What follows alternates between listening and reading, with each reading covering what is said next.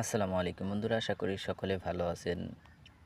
এই গাছটাকে 15 দিন আগে গ্রাফটিং করছি। শুধু এই গাছটা না, আরও অনেক গাছ গ্রাফটিং করছি। এই যে দেখেন,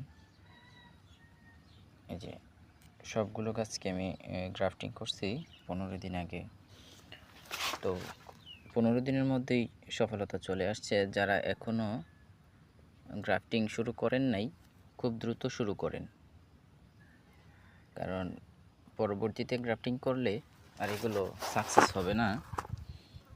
এখন সাকসেস রেটটা একটু বেশি, কারণ তাপমাত্রা খুবই সুন্দর আছে।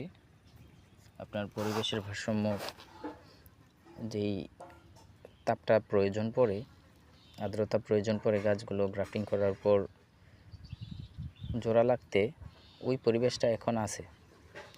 তো আর দেরি না করে খুব দ্রুতই আপনারা যারা গ্রাফটিং করবেন, গ্রাফটিংগুলো করে ফেলেন।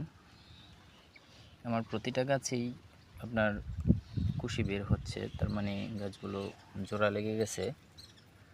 খুব দ্রুতই আপনার এই গাছগুলোকে আমি পলি চেঞ্জ করে বড় পলিতে সেট করে দেব, যেন গাছগুলো খুব দ্রুত বাড়তে পারে।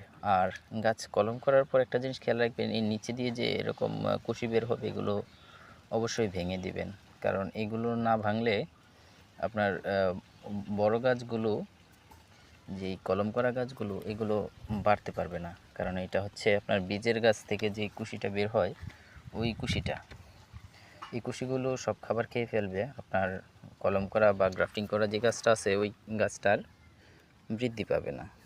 তো এই জিনিসগুলো আপনারা অবশ্যই খেয়াল রাখবেন, যারা গ্রাফটিং করবেন বা গ্রাফটিং শিখতেছেন, প্র্যাকটিস করতেছেন, তাদের উদ্দেশ্যে।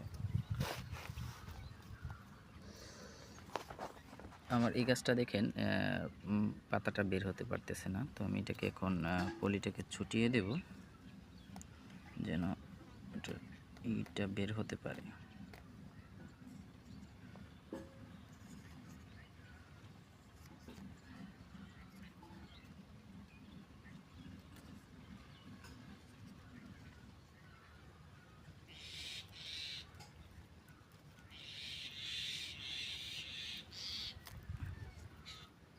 এই যে দেখেন, পলিটাকে ফেটে এটা বের হতে পারতেছে না।